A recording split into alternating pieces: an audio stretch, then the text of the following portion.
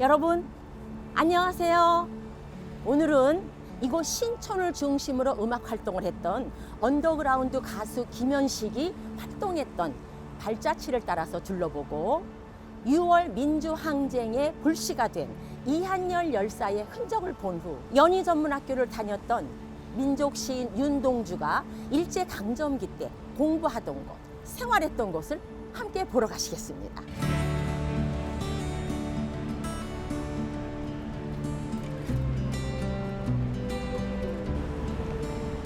여러분, 신촌이란 지명이 어떻게 생겨났는지 아시나요?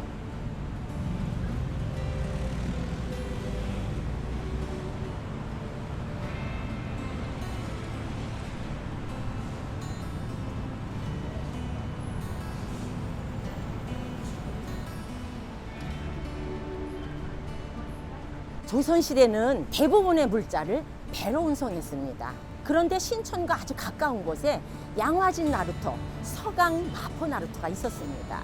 그 나루터에서 물건들을 실은 우마차는 신촌을 지나야만 한양으로 들어갈 수 있게 되다 보니 신촌은 자연스럽게 교통의 요지가 된 것입니다. 이렇게 교통이 발달하다 보니까 사람들이 점점 모여 살게 되고 이후에 대학들이 들어오면서 신촌은 대표적인 젊음의 거리가 된 것입니다.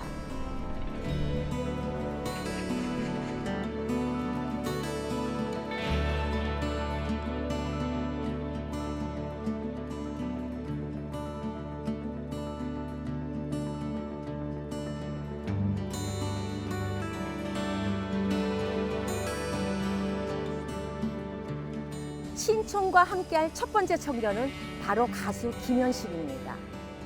1980년대 이곳 신촌에는 음악 문화가 아주 번성하던 곳이었죠. 그리고 그 중심에 가수 김현식이 있었어요. 김현식은 신촌의 라이브 카페를 중심으로 음악 활동을 했던 대표적인 언더그라운드 가수였거든요.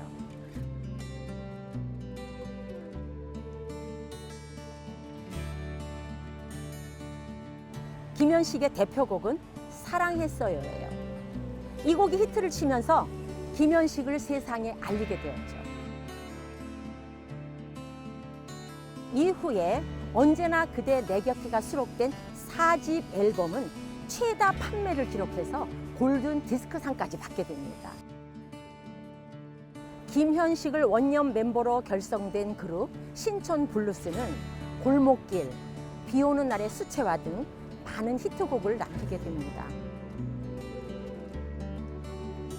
하지만 김현식은 음악 활동을 위한 무리한 밤샘 작업과 과도한 음주와 흡연으로 그만 건강이 악화되어 32세의 나이로 요절하고 맙니다.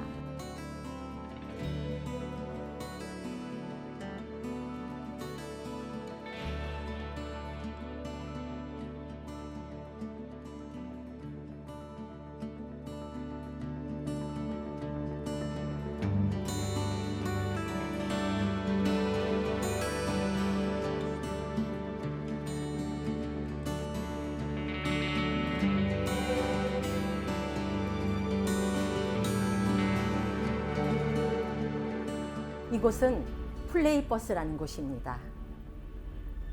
신촌을 방문하는 관광객은 누구나 들어오셔서 노래를 들을 수 있고 휴식을 취할 수 있는 곳입니다.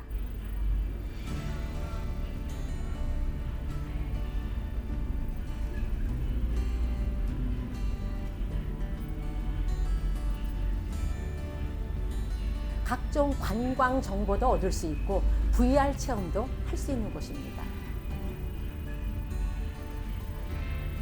다음은 김현식이 음악 활동했던 곳을 한번 보러 가실까요?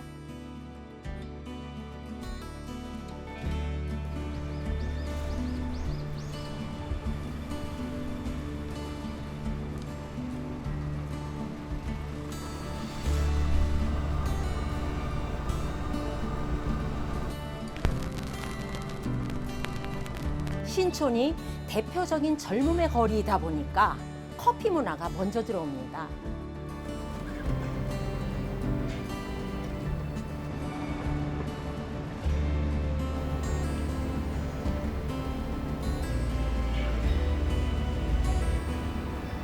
그 과정 과정에서 음악다방이 생기고 라이브 카페나 록카페 같은 가수들의 라이브 공연을 볼 수 있는 카페들이 많이 생겨납니다. 이곳 우드스탁은 과거의 모습을 그대로 간직하고 있는 록카페입니다.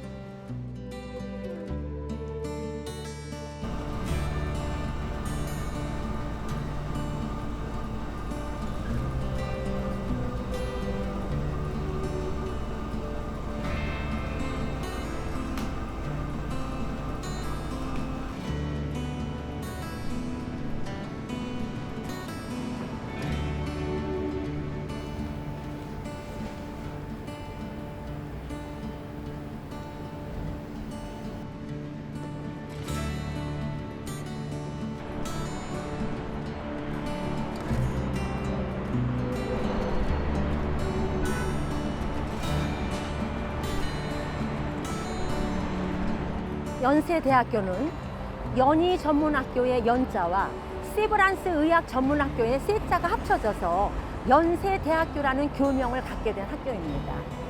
그럼 연희전문학교는 처음부터 대학이었을까요? 아닙니다. 1886년 고종 당시에 미국인 선교사 언더우드가 고아를 모아서 공부를 가르치는 언더우드 학당을 세웠어요. 이것이 시초였죠.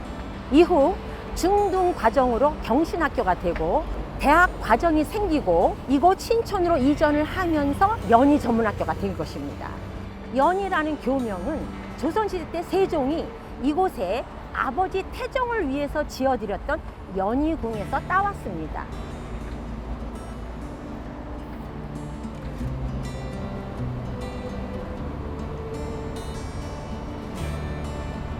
신촌과 함께한 두 번째 청년은 바로 이한열 열사입니다.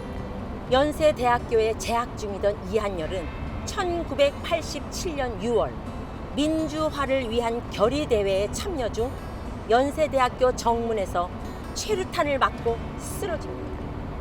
이한열은 다시 눈을 뜨지 못했지만 이 사건은 6월 민주항쟁의 불씨가 되었습니다.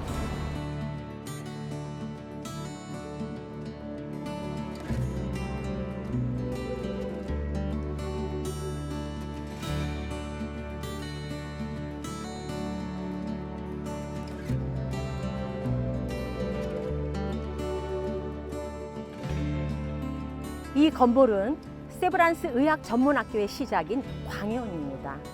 광해원은 우리나라 최초의 서양식 국립병원입니다. 1885년 고종 당시에는 우리나라에 서양식 병원이 없었죠. 그런데 고종은 왜 서양식 병원을 세우게 되었을까요?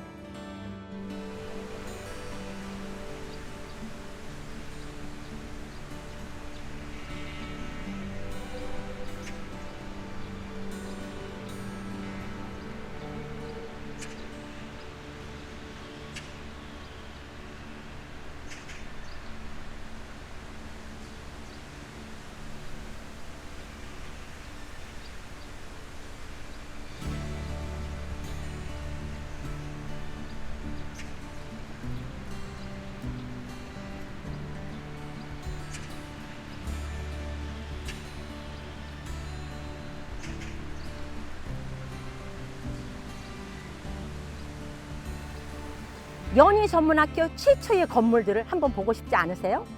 그쪽으로 이동하시겠습니다.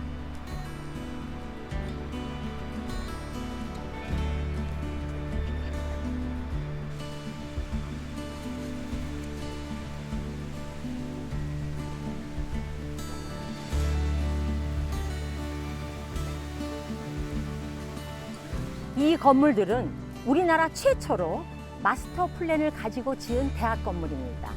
마스터 플랜의 모델은 당시 미국 대학 캠퍼스였는데 정면에 중심 건물을 두고 그 앞에 양 옆으로 마주보는 건물을 짓고 가운데 정원을 조성하는 설계였죠. 이 건물들은 튜더풍의 고딕 양식으로 지어졌는데 굴뚝이 화려하고 창문이 돌출되었으며 현관 출입문이 튜더풍의 아치형으로 되어 있죠. 이 건물을 이루고 있는 겉면의 돌들은 주변에서 흔히 구할 수 있는 운모 편암과 화강석을 사용했습니다. 이 건물들은 20세기 우리나라를 대표하는 대학 캠퍼스의 중심 건물이며 보존 상태가 아주 우수해서 역사적으로 가치가 아주 큰 건물들입니다. 이 건물들은 모두 기부금을 받아 지어졌는데 건물마다 기부자의 이름을 따서 명명한 것이 특징입니다.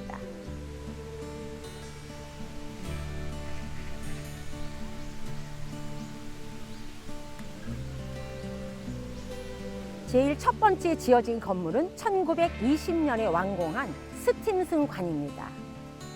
미국인 사업가 스팀슨의 기부금으로 지어졌기에 스팀슨관이라 부릅니다. 일제강점기 때 윤동주가 문학을 공부한 곳이 스팀슨관입니다.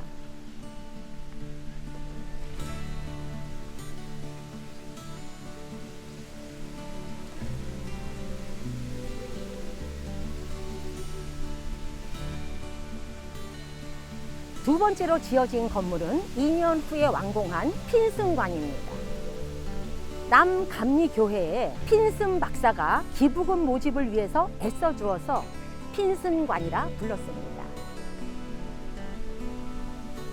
핀슨관은 기숙사 건물입니다. 일제강점기 때 윤동주가 바로 이곳에서 생활했습니다.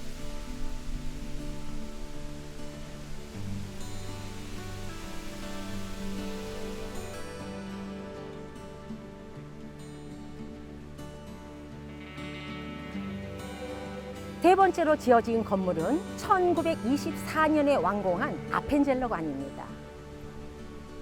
언더우드와 함께 한국에 와서 선교 활동을 하고 배제학당을 세웠던 북감리교회 선교사 아펜젤러의 이름을 따서 아펜젤러관이라 부릅니다.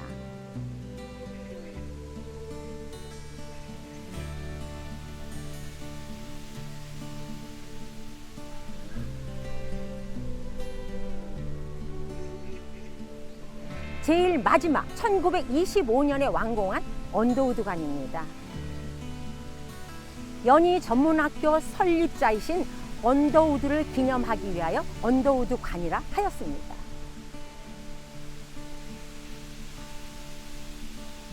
지금은 연세대학교 본부로 사용하고 있습니다.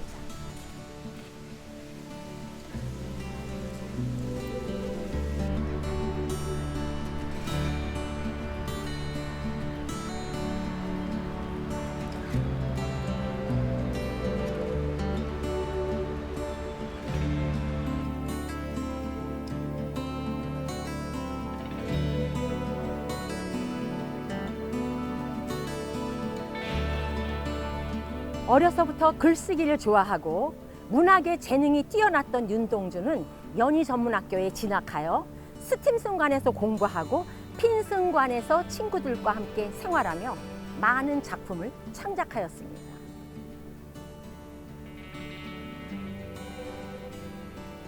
이 시기에 윤동주는 별 해는 밤, 자화상, 서시 같은 당시 시대에 대한 고뇌와 성찰 의식을 담은 시들을 주로 창작하였습니다.